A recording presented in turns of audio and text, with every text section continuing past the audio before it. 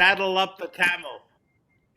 Good morning, dear friends. Welcome. Thank you for joining us today. Monday, June 7th, the 27th of Sivan. And not too far off, we will have Rosh Chodesh Tammuz. But for now, we're the 27th of Sivan, and we are studying the entire Talmud with Hashem's help, one page at a time. Presently studying tractate Meseches Shabbos, chapter 5. We are on 54b. With Hashem's help, soon to be on 55a. We're still talking about what your animals can and cannot do, or more accurately, how they can and cannot be adorned, geared up, and otherwise secured on Shabbos. There are a number of items, things, styles that are acceptable on Shabbos, some that were a bit surprising to us. There are a number of other items, styles, gear, that are restricted on Shabbos, also sometimes surprising to us. Yesterday, we discussed a few. We talked about the ropes, the beginning, about how the rope had to be held in a certain way. We actually finished the Gemara's analysis on our previous Mishnah. We began a new Mishnah, which had a whole new set of conditions, restrictions, prohibitions. Many of the items in the Mishnah left us with questions. Like, what's a ladder got to do with any of this? And some other things. And we're going to see all of that with Hashem's help right here, right now. But first, I want to remind you, we had a conversation about donkeys, right? So 2 days ago, or rather on Friday, we were talking about camels. Yesterday, we started talking about donkeys. And we actually went back in time and we recalled our discussion about a donkey that has a saddle cloth, or the blanket that we've seen on donkeys, tied down. And the Mishnah says as follows: if it's tied, in an earlier Mishnah, if it's tied down, it is acceptable. It can go out with that blanket on Shabbos. Today's Mishnah said, if it is not tied down to the donkey cannot go out on Shabbos. And the Gemara asks, and this is again where we kind of left off yesterday, my Tama, what would be the reasoning for the stated law of the Mishnah regarding a saddle cloth being tied down, or rather, if it's not tied down, you can't go out. And the words of the Gemara were Keda Amaran, see above. We previously discussed, and I pointed out to you that there are two different possible ways to understand this comment of Keda Amaran.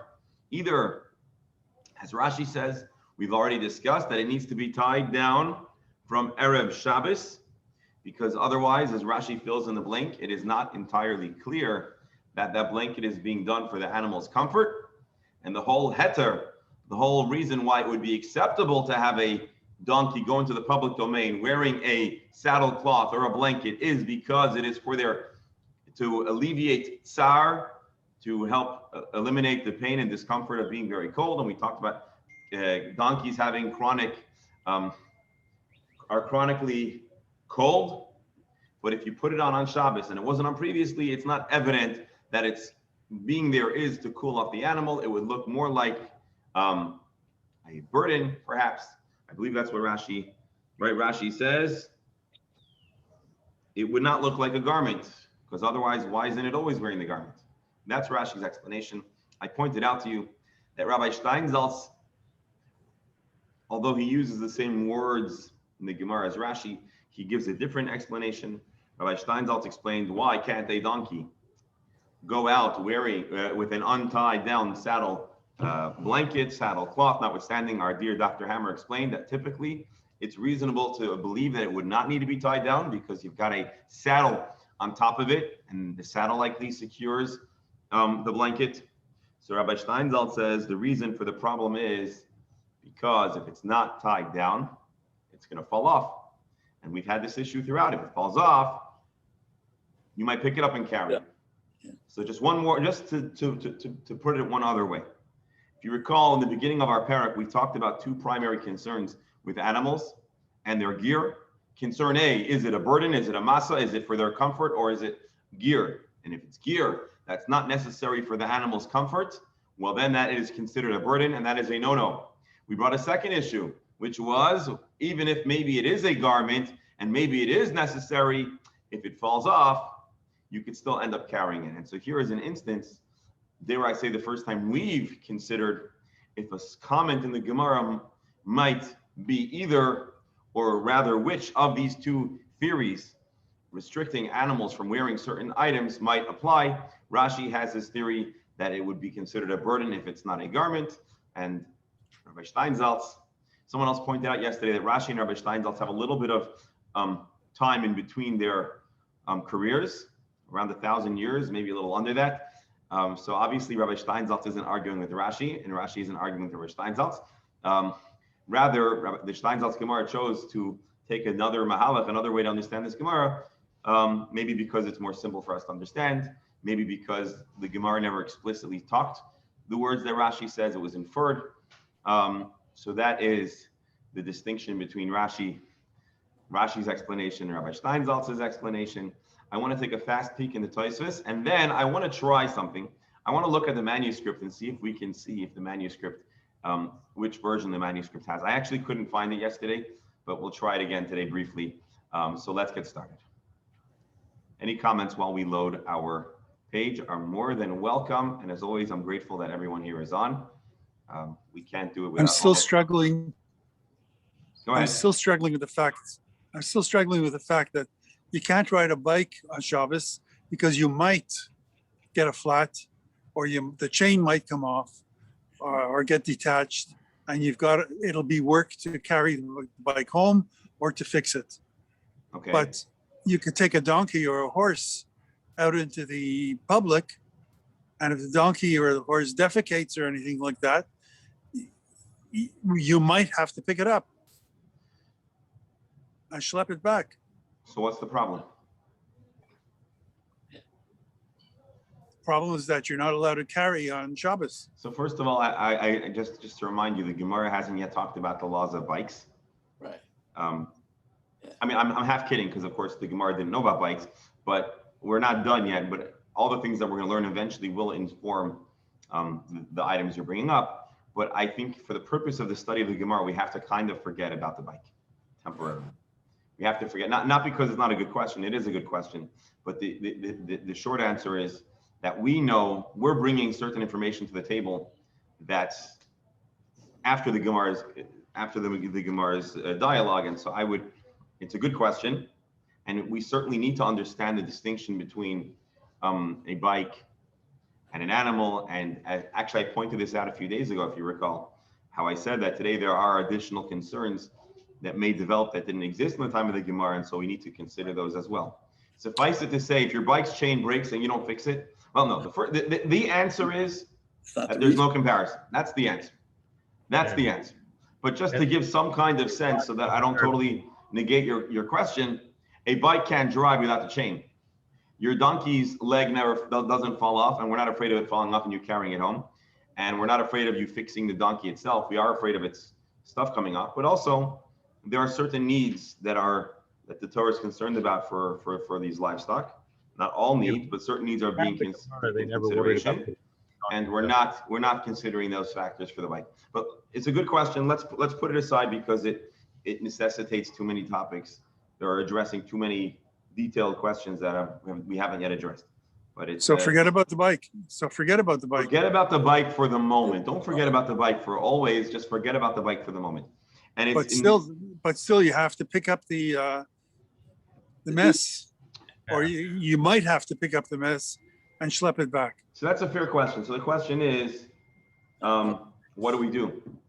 What do we do about the dog waste? And the answer is obviously is muksa. And we discussed this a few days ago. But as far as the bike, why a bike may or may not be a problem, it's an important discussion. But it's not.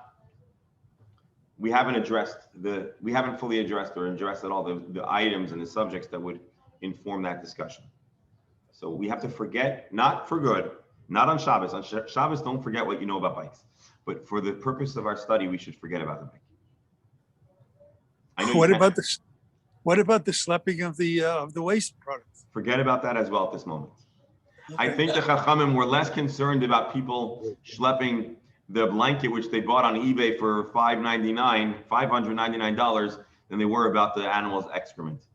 However, I will point out, Kohen Gadol, it's a good question, and I actually brought it up myself a few days ago, but it could have been one of the days that you were missing, and I want you to know we missed you yesterday too. and we very much value it was yesterday, right? Yeah. And we very much value your invaluable insight, and as a Kohen and as a pharmacist, and the closest perfect expert we have to livestock. Stop buttering me up. No, we missed you. That's what I'm saying. But for the moment, we do need to forget about the bike, just so that we can kind of have a clean slate. It's not easy to do that, but it's one of the challenges of studying the Gemara is that we have to sometimes remember that some of the practical things that we observe on Shabbos are born out of the Gemara, but weren't factors to consider or that were being considered in the moment of the Gemara. So I'm not saying to forget it entirely, but put it on the side, and Amir Hashem, when we discuss the items that inform the discussion about bikes, then we'll go and say, hey, remember long ago, Alan, you were asking about that, and we'll hopefully be able to revisit it. So that's what I would. Will I still be alive at that point? I am. What are you talking about?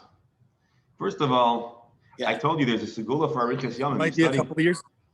No, first of all, Masechah Shabbos is not going to be a couple of years. But second of all, as long as you try your best to come, I'm fairly certain there is a segula for long life connected to studying Gemara.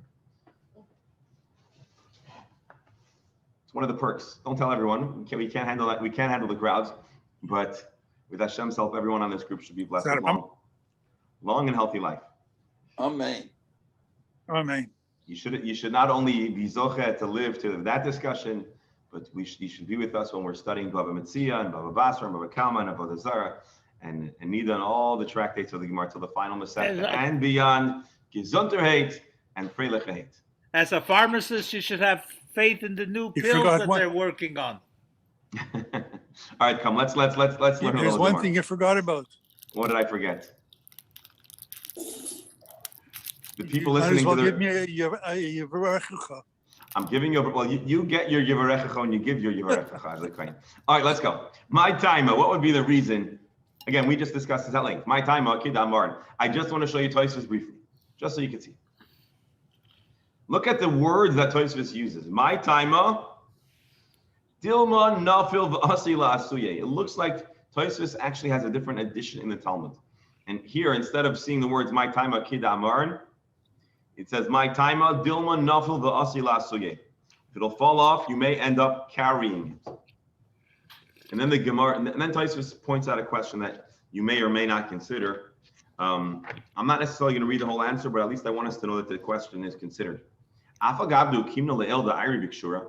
Remember 2 pages ago, a week or so ago, we talked about how it's not enough that it's tied down on Shabbos. It has to be tied down before Shabbos. To tie it down on Shabbos is insufficient, and that's what Rashi says. Well, according to Tosfos, the issue is it's going to fall off. Then we're talking about it not being tied on Shabbos. And so Tosfos says my version contradicts the assertion of the Gemara earlier on. He says, Maybe on Shabbos you can't make a good enough nafil. So let's read Tosfos' answer. Hacha mifarish lepumashmos rita demaslis. And the Gemara here is talking about the basic, instinctive, simple reading of the Mishnah. And being that the Gemara earlier on already filled in all the blanks, that's why the Gemara here is very short-handed. Because the Gemara knows that you really understand that there's another concern. So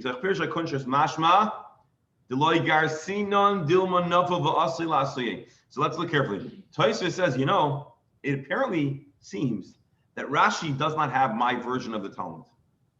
Rashi doesn't have the words Dilma Nafav Asilasui, that if you don't tie it down, you might end up carrying it. And if I'd read deeper into the words of Tosfos, I think Tosfos is saying Rashi dodges a bullet because there's a big problem with Tosfos' edition and Rabbi Steinsaltz's interpretation. Because they say that it's an untied down saddlecloth that falls off because it's not tied down. But the Gemara the Gemara a page ago told us it's tied down. It was just tied down too late. So according to the version of the Gemara that Tosfos has, according to the version that Rabbi Steinsaltz uses, this Gemara is a contradiction to the earlier Gemara. And we're compelled to give some kind of explanation. Tosfos says, now we're basing the easy, simple reading or whatever it is. So I know this may be confusing, but all I want you to know is that there are 2 ways of understanding this question, or the answer rather. One answer is problematic because the Gemara didn't explicitly explain that if it's not tied down before Shabbos, it's a malbush. It just said that it needs to be. That's a problem because Kid Amarin sounds like we gave an explanation and it's not really an explanation. But the other version, Rabbi Steinsaltz's version, is also challenging because although it was an earlier explanation that's presented in the Gemara broadly on the discussion of animals, it contradicts the earlier Gemara. So you have two answers. Again, if you missed the intricacy of what I said, I don't blame you. It's complicated, it's confusing. But there's two possible ways to understand the answer, Rashi and Ch5, and each one has a problem that the other one resolves, but then they must adopt another problem. We'll leave it at that with one exception. I want to show you the manuscript that's described here as the Munich manuscript. And again, I'm not a big maven in manuscripts, but I'm curious like everyone. And as you recall, we've looked at this before. So I want to let me see if I can find this Gemara and let's see which version it uses, the version of Rashi or the version of Ch5. You can see the screen, right? Yes. Yeah. I mean, it's hard to see. Let me see if I can zoom in. No, actually, I'm gonna have to open the window again. Again, I thank you for your indulgence on this exercise. I'm just curious. Here. Oh, no, I have to zoom it over here. Okay, good. See the screen? Yeah. Let's see if we can find our Gemara. Yosef, Rav Yechanan, Avi, Kameid, Rav Chisda, Yosef.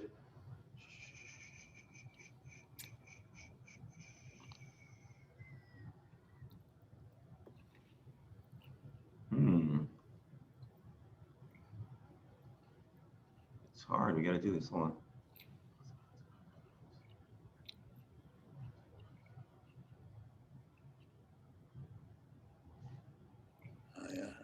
Mishum the Chazi.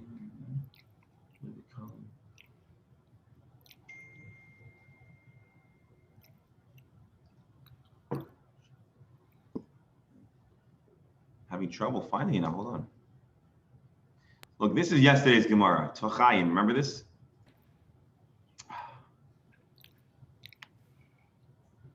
If I don't find it in a second, I'm gonna. Would it be easy to find the Mishnah or not? No. Here they don't. Here they put the Mishnah on the side. Oh, Hold on. Tefach. Here. This is yesterday's Gemara. They must have had good eyesight. No, well, they were actually able to like move up to the screen instead of me. I'm staring at a screen far off. And if Karka Tefach. They just picked up the book and they had to.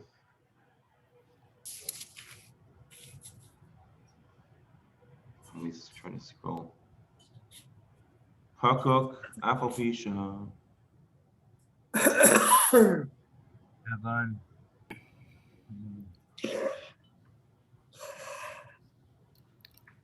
I'm looking at a very large screen. It's still hard to see.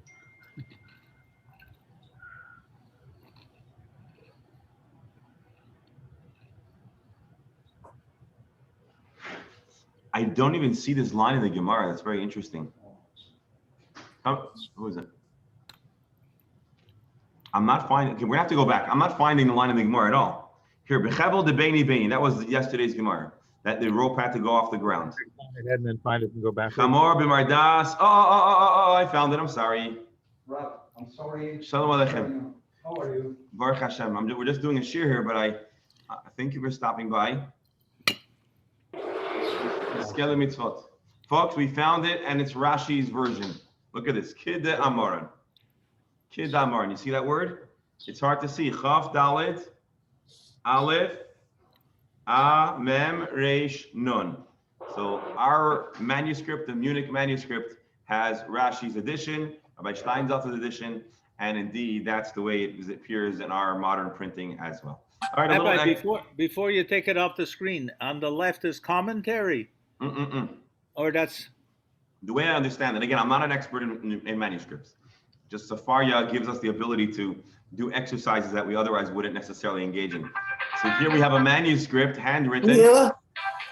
And here on the side, you see the larger writing? Yeah, that's what I'm asking. This is the Mishnah. And it's not one Mishnah, it's a series of Mishnahs. You see this? Or it's what we have as a series of Mishnahs all on the side. And then on one page, look how many words are crammed into a single page. This is the equivalent. Let me just restore F11 here. Let me restore the regular reset. Look at this. This is now I'm showing you the full page. There was a lot of writing here. I think much more than our page of the Gemara.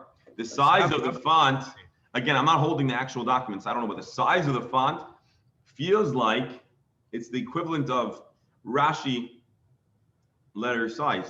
Now realize that this is probably a larger sheet of paper than our modern printing paper. Rabbi, if that's Mishnayos on the side, that's more than one Mishnah, correct? Indeed, it looks like it's okay. Up to So 3 I Mishnahs. want to tell you that answers my question, many of my questions, because if we were studying this block Gemara with the 3 or 4 Mishnayos involved, when we look at Gemara, we know what's coming.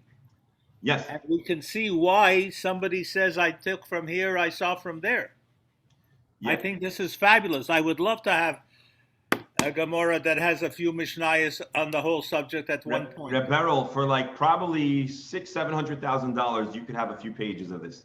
Okay, no, Canadian? We'll have to go to the auction houses and we'll ask them. Maybe we could ask them to take it off the market if we can get a manuscript. But anyways, that's the beauty of what we have here, is that we can all kind of interact with these manuscripts that once upon a time you had to be a big scholar. And then just to show you here, they have the Bomberg, which is one of the earliest, if not the earliest version of the Talmud. And then you have the Vilna Shas, which is the layout that we're presently familiar with. All right, let's go back into the Gemara. How old was that manuscript? It's dated to the 1300s, so that makes it at least 700 years old. Wow. Pretty cool, huh? Pretty cool. All right, let's continue the Gemara. Thank you all for your doctor. Go ahead. Just a quick question, which you probably put on the list, has to do with we're going around not the possibility of having to carry on Shabbos because saddle comes off or whatever, a blanket. That's with animals. I have 2 questions about human beings. If you one about a watch, can you put on a watch on Shabbos? And what happens if it happens to break while you're walking? Shus harabim, what do you do? Can you pick it up? Whatever. And the same thing true of a talis. Okay, there's no erev, so you go to shul with talis. Along comes the wind, it blows it away. Both of those questions, and they're related to the issue of having the foresight of not to do something because maybe your watch band is a little worn now. Do you have to put it on before Shabbos? But you're putting it on Shabbos. You're buckling it if it's a buckle or whatever. Do you have to anticipate Doctor, the possibility of it coming off? You're asking very, very insightful questions. First of all, good question. Second of all, the bulk of our discussion will be soon in the next chapter. Okay. Third of all, watches are a big subject. Many from Jews you'll see do wear watches. There are those that don't. So actually, Chabad has the minhag. And again, this is not really the right place to discuss it, but I just want to bring Chabad has the minhag not to wear a watch out on Shabbos, but many very from Jews do wear watches. We'll discuss that, God willing, in the coming chapter, the Ezer Hashem. There is a question about if it's an adornment or an accessory, and there is going to be a discussion later on in the Gemara if there are distinctions between men and women as far as what the style is. But what I do want to add is that there are other items that are prone to being taken off, and that is very much connected to your question of if it's going to come off or if it'll fall. So a talus is considered a garment, so we don't consider that to be a problem. But if it falls off, you should put it right back on.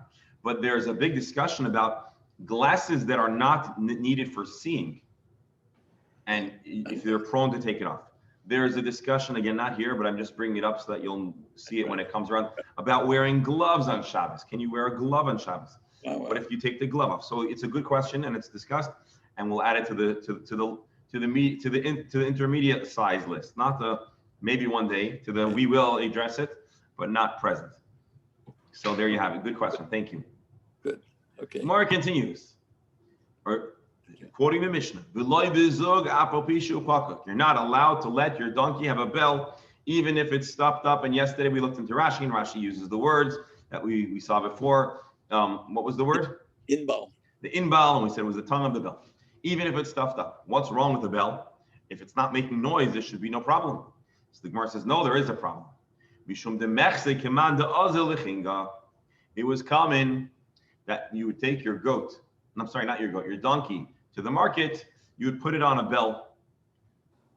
If you couldn't get a bow tie, you'd put on a bell on your donkey. And that was, I guess,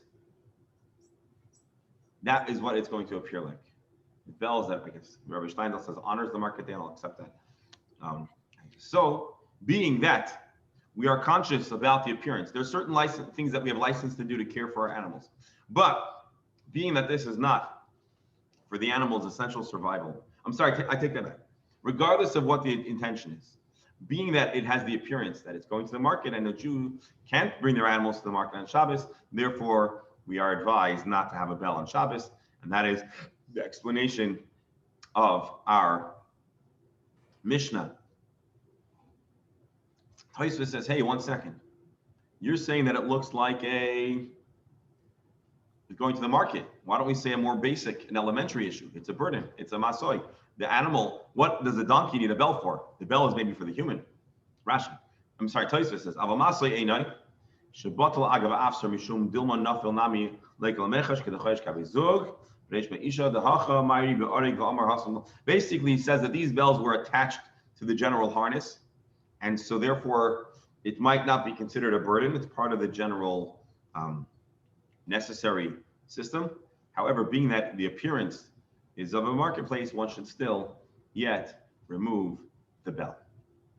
Let's continue. I don't remember now, is Reb Beryl or Reb Allen, one of our Canadian friends of the Talmud group, who asked us if we're going to address the ladder. I know all of us were curious about the ladder. So let's see the ladder. Reb Beryl, was it you? Yeah. Okay. So what's the deal with the ladder? So we know the word sula means ladder. Even Rabbi Steinsaltz translates it as ladder. Let's see what the story is. Amar Rabbi Yehuda, Rav Huna explains, it's not actually a ladder like we are imagining. It's a bei loya. It's something that's placed on the chewing part of the animal. Rashi says, Keshekoshim eitzel halechi. It's something that's placed on the outside, I believe the outside of the jaw. Lamai avdile, why are we putting this ladder on the animal's jaw? We're talking about a place where there is a wound, and we don't want the animal to be licking its wound in a way that will actually irritate it. And so therefore, there's something there to put it in to keep it safe. Rashi to prevent him from. So here, the way Rashi explains it, it's not just on the jaw. It sounds like it's on the side of the head to keep the animal from turning its head. To prevent the animal from turning its neck in the direction of the wound, to scratch it with its teeth. And it was tied down to its neck. And this apparatus, this thing that was placed on the neck of the animal to keep him turning his head, was of higher value than just a piece of wood that would be used as a splint. And therefore, and therefore, this item, if it would fall off the animal, we are afraid you'll carry it. And although there are other items that you might use for your animal's medical care that we're less concerned about, this is something of high value. And therefore, says Rashi, that this is a prohibited item for the animal to wear. Not to wear, period, but for the animal to wear it into the public domain. So the best advice would probably be that you should keep your animal home when it's wearing. Okay, I'm getting on my donkey and out of here. Shekoya. Beryl, thank you. You see, at least I'm glad you stayed on till we can answer your question. Tomorrow. I wanted to say one thing, Bernie, about a watch. The semi-automatic watch, the power comes from your moving your hand. You have a whole other issue. Okay. Interesting. I'll leave you with your watch. Beryl. I'll watch That's the equivalent today would be the cone that you see on the dog after, so they don't bite themselves. That Oh cone yeah. Good analogy. The reason why it wouldn't be a good analogy, its function would be a good analogy. I'm not sure if those cones are considered items of high value that if it would fall off, you'd end up carrying. Chances are they're probably very hard to fall off. The cone anyway. Right. Well, yeah. If it was easy to fall off, then it would defeat the purpose, right? It was perfect, yeah. Which would be the same thing in this case also, the winner. The thing would come off too easily, it wouldn't serve its purpose. All right, let's see. The Gemara is going to keep on doing short commentary on our Mishnah. Similarly, an animal shouldn't go out on Shabbos with a strap on its feet. What is the point of this strap? The Avdi Leile Gizra. It's created to modify and restrict the animal's strides. Rashi, on whatever that is. Behema Shapsiyoisek Tsarim. It causes the animal to take small strides. Umaka Ragleha Zebazeh. Oh, okay. Interesting. On the contrary, it sounds like it's creating space between the animal's legs so that it doesn't kick its own feet. Oisla Kamin Tabas is kind of like a ring shell akolim or ritzua avos. The koishim oisla malam processor regal mokem shnim kashin zebaza. Whatever exactly the function of the strap is, which I'm not exactly clear, it was created to help the animal take a healthy stride instead of a damaging, a stride that would be damaging to the animal itself. Give me just 1 second.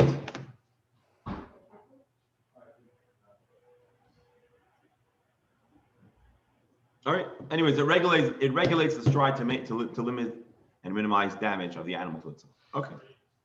Next line in the Mishnah to be analyzed by our Gemara. A rooster or a chicken can't go out with these strings. What were strings doing on the chicken's leg?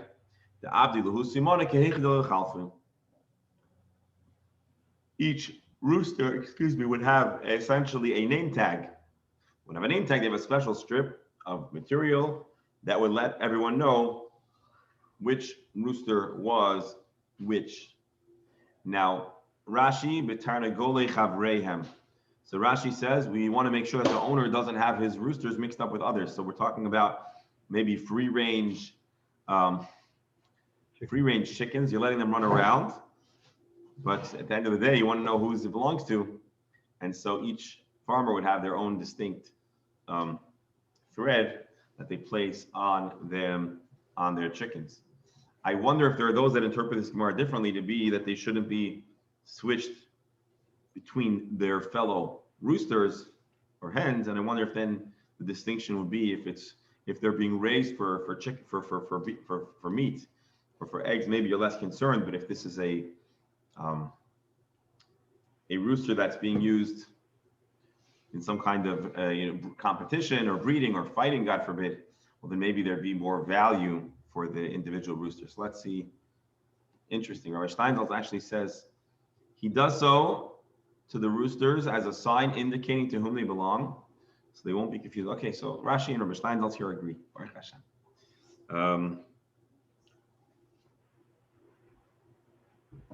All right. Nor may roosters or chickens go out with straps on their feet. Why do you put something on a chicken's foot? The money. They would place these straps that would restrict the range of movement of the hopping of the chicken so that they would not break stuff.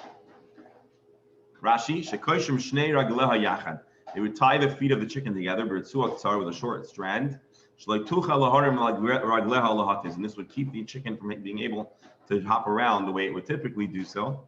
And chickens can be quite damaging if you have them inside a china, what do they say? Bull in a china closet. So you don't want to let a chicken in a china closet or shop either. And so if you tie their feet, at least they'll do limited damage. Then the Gemara continues. The Mishnah says, male rams, or I guess that's superfluous, rams cannot go out with a wagon under its tail, so that its tail does not become all beat up or injured. Rashi, so that the rocks and the stuff shouldn't cause injury and harm to the fatty, high-value tail of the ram. Rabbi Steinsaltz quotes,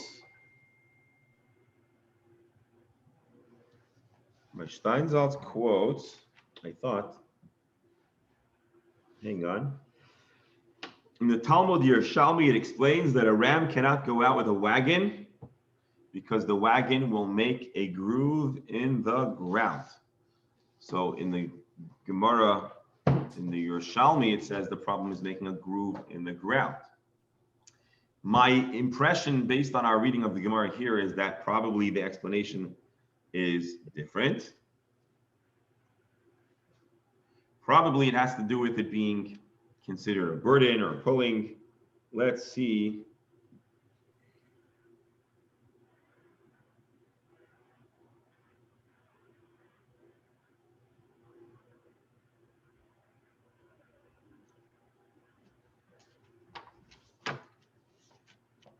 I imagine that's the problem. Maybe it'll fall off and they'll have to carry it, or maybe because it will be considered a burden. With Yerushalmi, at least we have one other explanation because of the effect that the wagon will have on the ground. I'm just looking for any more comments or information, but I'm not really seeing much here. So we have to leave it at that.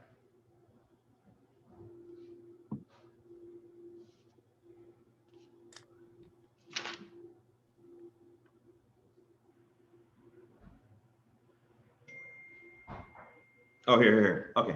Let me read for you a little article here written in the back of the Sifta Gemara. What would be the issue with the wagon under the ram's tail? So he says this. The Gemara Yerushalmi says the issue is because, as I explained to you, because it makes a ditch. A more recent commentary, the Or Sameach says, why doesn't the Gemara give a reason at all? And he says, because that can't be the problem.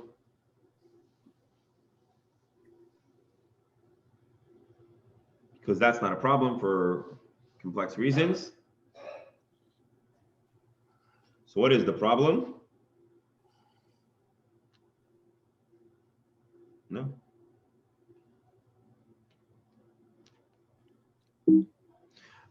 I guess suffice it to say there's a complex discussion about what exactly the problem is. Yerushalmi again says that the problem would be it's akin to plowing, because your animal, by pulling the wagon, that's essentially protecting the tail, you make a ditch in the ground. That's the Yerushalmi's explanation. That seems to be the best explanation, at least that's presented over here. Why does the ram need this protection at all? To prevent injury. Others explain that it would cause the tail could start collecting and getting moldy and damaged if it drags in all the schmutz. All right, whatever that is, there it is. I thought we'd have a little more information here, but that's it. Now let's see what this word chanunais is. The sheep. The female sheep cannot go out chanunais, and we don't know what chanunais is. Yosef Rav Acha bar Ula kamed Rav Chisda. Yosef v'ka'amar. Rav Acha bar Ula was sitting in the presence of Rav Chisda, and he sat and said, Misha shegoizim oisa. You know what happens over here? What is chanunais? I'll tell you what chanunais is. Listen carefully. It says, Rav Acha, when they would shear the sheep, toimim la ezek b'shemen. They would take a little bit of wool and they dip it in oil. Umanichin la al padachta kidei shelo titztanen. And they would place this oil smeared, shmata, gauze, cotton, here it's wool, and they put it on the forehead of the animal. Kidei shelo titztanen, and apparently this was to help the animal remain warm and keep it from getting cold. Why is the animal going to get cold? Because for the past many months, this animal's been carrying around a coat of wool. How do you call the wool? What's it referred to as? Is it a coat? So it's not a coat of wool. Now you've taken off the coat. It's going to be cold now. So apparently somehow by putting the oil on the forehead of the animal, it would keep it from becoming cold or getting sick. Dr. Hammer, here is where you should note the word titztanen, meaning cold, and a cold. Right. So that's the first explanation. Chanunais means providing them this way to stay healthy and not get sick, even though they're going to be quite cold. I'm just going to give you a heads up. The Gemara later on explains chanunais means like compassion, and so this is a compassionate act to keep the animal from getting sick or cold now that it's lost its coat. Okay, actually, first let's see Rashi. They would do this until Achi Dal Tzmara, till its coat would grow back. Ezek is Semer Gefen, I call Davarach. This is kind of like Muchin. It's cotton or wool or anything soft, and it was dipped in oil. Padach the Metzcha, its forehead. So the Gemara gives a very interesting response. Take a look. Amar Rav Chisda says, Imkain, if this is the kind of massage, spa, treatment you're going to give your sheep, Asisa Mar Ukva, you're essentially giving your sheep the treatment worthy of Mar Ukva. Mar Ukva, who was the very wealthy, big leader of the community, a big macher. Rashi says, Nihakta berachel zu chashivosai shel Mar Ukva. You're treating your sheep with the degree of care that you would provide Mar Ukva, Shaya Asher, a very wealthy man, Ve'av Bezdin, and he was the head of the Bezdin. Is it appropriate that you're going to treat a sheep with the kind of treatment that you give a very chash of a person? And for that reason, Rav Chisda rejects the definition that chanunais means to provide this compress of oil to the forehead of a sheep. Okay, so basically, let me just remind you what happened. They were discussing our Mishnah, they were discussing our Gemara, and they wanted to know what chanunais means. So Rav Acha says, I'll tell you what it is. And he said it was this oil compress. Rav Chisda, who was, I guess, the teacher in this setting, rejects that explanation, saying that doesn't make sense. That can't be it.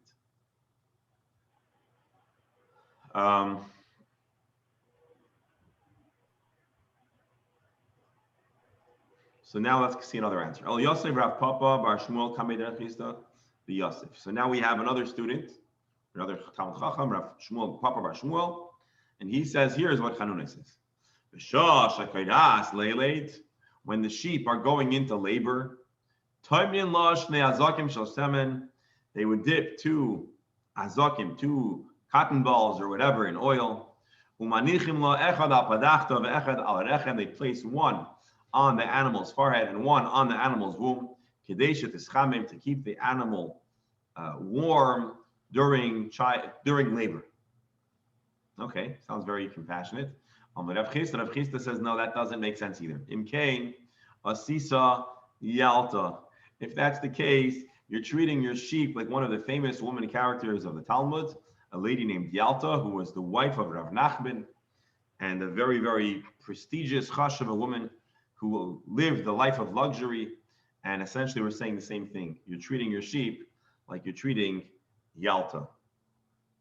Let's see if we can get some more biographical information about Yalta while we're at it. Her father was the Resh Gelusa, was the political leader of the autonomous Jewish community in Bavel. She was the wife of Rav Nachman, who was the Bezdin, a very chashuv person, accustomed to a life of affluence, luxury, and comfort. And certainly, we're not going to be giving your sheep the treatment of the most chashuv lady in town.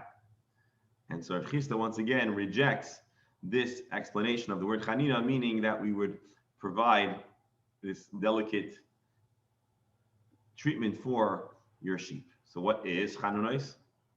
And Rav Huna gives a third answer. We've already, many times, especially in Maseches Brachos, we've seen dialogues between Rav Chisda and Rav Huna, as you may recall. So he said as follows: there's a kind of tree called Yachnun or Chanun. And what they would do is they bring a little splinter of that wood, and they place it in the nostrils of the animal, and it would trigger a reaction. It would cause the animal to sneeze. Why would you want your animal to sneeze? Well, usually you might not, but here you do, because v'yiplu darnei roisha. If the animal had some kind of worm, some of the animals would have a how do you call it, parasitic worms in the nostrils, and they would want the animal to get rid of it by sneezing them out. And so that's what chanunais is. It's with a splinter in the nose to trigger a sneeze. The Gemara says, if that's what we're talking about, a treatment to remove worms, well then why are we only favoring the female goats? Why don't we also take care of the males? So the Gemara gives a very interesting explanation. Kivan de menachi zecharim behadadi, because the nature of rams are to butt heads. Mimela naflan, that actually knocks out these worms from their noses. Shimon Azir Omar, Kisma de Risma. We're talking about the splinter of a Risma. What is Risma? Broom tree. So a slightly nuanced difference here. He says that this treatment is true, but it's a different kind of wood. It's the broom tree, and I think we've actually had this broom tree mentioned not long ago. But anyways, an interesting discussion about how to treat your cows. I'm sorry, not your cows, your sheep and your goats from these worms. I'm not familiar with the nuanced intricacies of how animals interact in the butting of the heads, nor am I well read up on the parasites that frequent Middle Eastern rams and sheep and goats' noses, but apparently it was an issue back then. So the Gemara says, we have three definitions. We have Rav Huna's definition, we have Rav Papa Bar Shmuel's definition, and we have Rav Acha Bar Ula. Three different explanations. Bishlema, the Rav Huna's explanation actually makes the most sense. Why? Now we understand why the Mishnah uses the word chanunais. Chanunais means treated with chanon wood. The other two rabbis, what is the word chanunais? How does that reflect to the treatment? They talked about two different oil compresses. The answer is the abdinan lu milsa, the merachaminon alayu. We're doing a compassionate kind of treatment for animals, and so that's the word chanunais. Mercy, compassion. So there, what we've just done here, although we're not done yet, we're almost done, is we went through a whole series of items listed in the Mishnah and gave one or two line explanations defining what they are, and then we moved on. Any comments or questions here before we go on to the next subject? Remember, Alan, you're muted, but please unmute yourself so we could hear your insights. It's just that when you first mentioned but, I thought you were talking about the other end. No.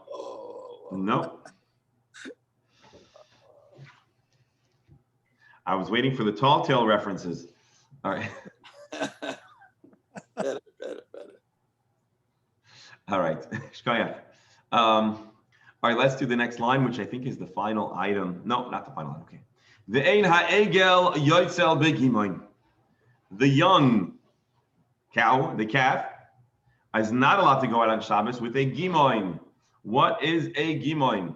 This is kind of sad.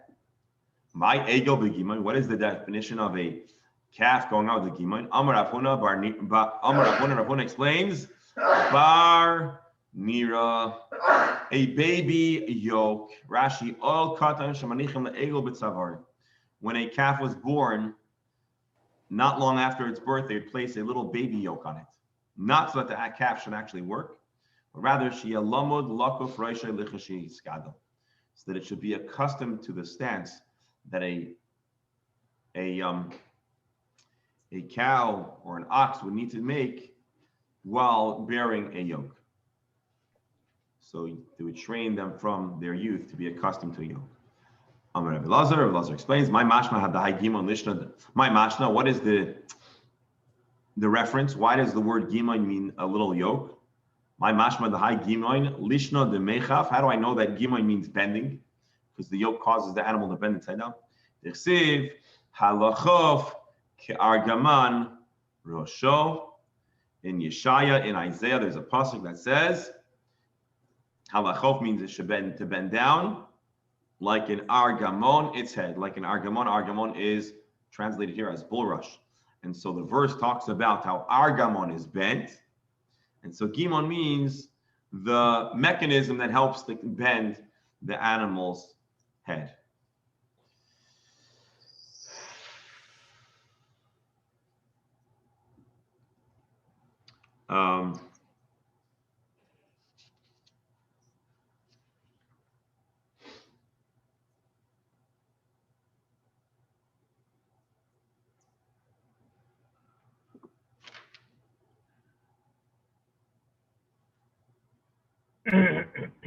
I should. Okay, hold on one second. Give me 1 second.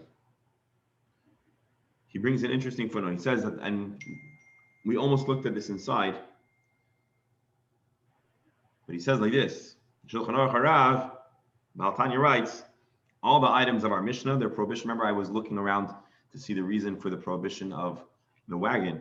So he says all of the items here are all a matter of lest they fall off or become detached, and the owner is going to carry them, with the exception of the yoke. This yoke, while the owner wants the yoke, does nothing to improve the animal's life. It's a burden. It's a masa. It's literally there to familiarize the animal with carrying stuff. And so essentially it's carrying something. And so the reason for this being prohibited is because it's a burden, a masai. The other ones, at least according to the Shulchan Aruch Harav, as is quoted here in the Mesifta, is to lest it fall off, become detached, and the owner will carry it. We're now going to explore our hedgehog subject. So we already looked up and we saw pictures yesterday of a hedgehog, and we know what it is, and we know it's not a porcupine, Baruch Hashem. But let's see what the purpose and the function of this hedgehog skin was. The ora kupar, a cow can't go out with this skin. The it's done so that little rodents don't suckle from the animal, as we saw, I think, in Rashi when we were learning the Mishnah. Rashi says that it's not a rodent. Rashi says it is to prevent leeches from leeching on to the animal.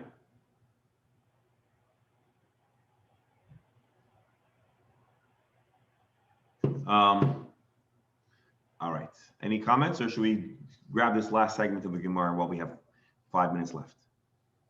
All right. A cow mustn't go out with straps on its head. Now we're going to be asked to go back in time a little bit, but the Gemara is going to provide us the information that we need. Remember, early on in our discussion about animals, we had a machlekas Rav and Shmuel, and actually I think I misquoted this once in our commentary a few days later.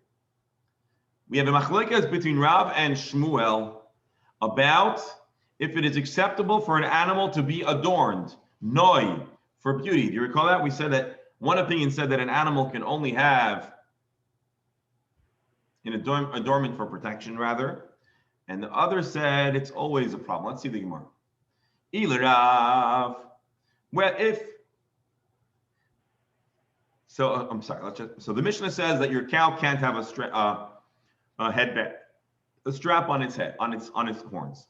Ilarav, based on Rav's opinion, Domar Bein Lanoy Bein L'Shamer, who his opinion is that whether it's there for beauty or there for some degree of protection, also it's still prohibited, because Rav says it was redundant protection, as you may recall, and overdoing protection is a problem according to Rav. Rashi reminds us, extra security is a burden.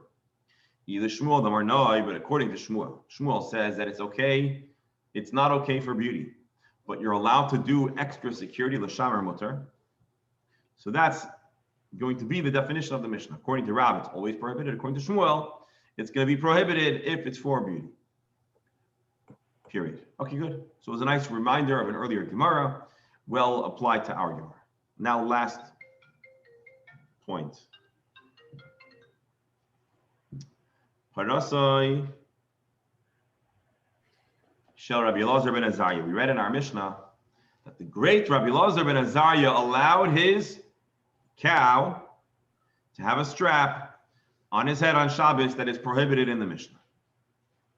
So really, the Gemara is concerned, or should have been concerned, about how Rabbi Elazar ben Azariah allowed his cow to break the law. How is he breaking the words of the Chachamim? But the Gemara is going to ask another, even more shocking question, and it's going to actually help answer the question of what Rabbi Elazar ben Azariah did wrong and why he did it wrong. So sometimes, if you're a good investigator, a good lawyer, or a good journalist, you might have a question, but you can get the answer by asking a different question. Whereas if you ask the question head on, you don't always get the answer. So the Gemara asks here a very good question. What's that question? V'chada para havyale. Have you ever read the biography of Rabbi Elazar ben Azariah? Well, if you would read it, in addition to his scholarship and his fascinating career in his youth, right, he became an important member of the, if not leader of the Sanhedrin at the age of 17 or 18. We read about him every year in the Haggadah, right? Hariki ben Shivim Shana. I'm like I'm 70, but really he's young. We discussed him also in Meshaches Brachis. But we know something else about him. He was really, really wealthy. And we also have a record of the number of cows that he was giving as tithes. Rav taught in another context, or alternatively, we have this from Rabbi Yehuda Rav, that Shreisar Alfi Igli Hava Maser, Rabbi Elazar ben Azariah me'edrei kol shata v'shata. Every year, annually, Rabbi Elazar ben Azariah would give 12,000 calves as tithes. Help me out over here. If there's 12,000 calves as tithes, how many calves overall was born to Rabbi Elazar ben Azariah annually? 120,000 new calves. And we're going to assume he probably didn't get rid of all his old ones either. And so Rabbi Elazar ben Azariah had hundreds of thousands of calves. And so what does it mean? Parasoi, as if he had one calf.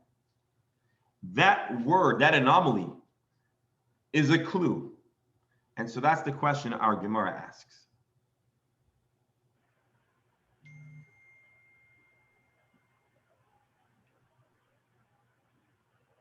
Okay, Tosfos is an interesting question, but I think we're going to try it tomorrow just because we're almost at the time. Let's see the answer. Tana, loy shaloi haisa. In truth, it wasn't his cow. So why would the Mishnah libel him? Elo shel shchentoi haisa. It was his neighbor. But being that his neighbor was doing something that was not okay, and he did not protest, he didn't advise her that she was in the breach of the Chachamim's decrees regarding Shabbos. Nekras al Shmai, he was labeled and he was blamed in a sense by this quote unquote crime. And tomorrow's Gemara is going to go on to talk about the importance of giving teichacha, admonishing a person when they're doing something wrong. And the Gemara is also going to weigh in something that certainly is already popped into your minds, which is, are there any times that it's better to remain silent and not give admonishment, either because the person is too sensitive or maybe they won't listen to you? All of that's going to be addressed and much more in tomorrow's Gemara. So today I give a very fast recap without going through it. Our Mishnah listed a series of items that are prohibited on livestock on Shabbos.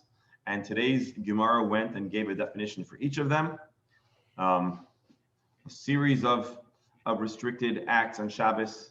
If we had to do this really fast, we would say as follows.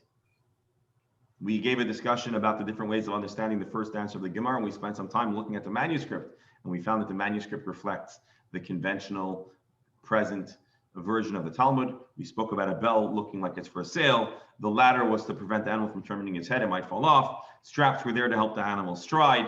The straps on the foot of the chickens was to know who's their owner. The straps were to prevent the chickens from jumping around. The wagon was to keep the tails clean and easily carried. And Chanunais had three definitions: either an oil compress when they were shorn, or an oil compress when they're in labor, or a kind of wood to help the animal sneeze. This was only necessary for female rams because the males, only necessary for females because the males, when they butt their heads, those little worms fall out on their own. Chanunais means compassion, and that's reflective of the first two explanations.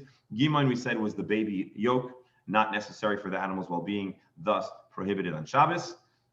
The hedgehog skin is to keep leeches or other critters from suckling, and the strap for the cow is either entirely prohibited according to Rav or only prohibited for decoration but not for protection. Why was Rabbi Elazar ben Azariah blamed for the cow if he had many more than one?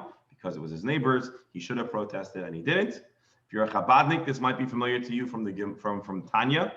The book of Igeres HaTshuva quotes this Gemara, and we'll maybe discuss that somewhere tomorrow. And tomorrow we're going to talk all about when it is appropriate and necessary to admonish, and do you carry liability for the sin of your neighbor, your friend, your community, or the world. And we're going to find out when it might and might not apply. My dear friends, I want to thank you all for joining us today.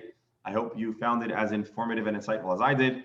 I hope you'll join us tomorrow as we study some more Gemara. I'm going to end this link in a moment, and you're welcome to join Rabbi Shalom Ber to study today's Chumash. Have a blessed and extraordinarily productive and wonderful day. Thank you. Shkoach. Thank you. Thank you. I'll do.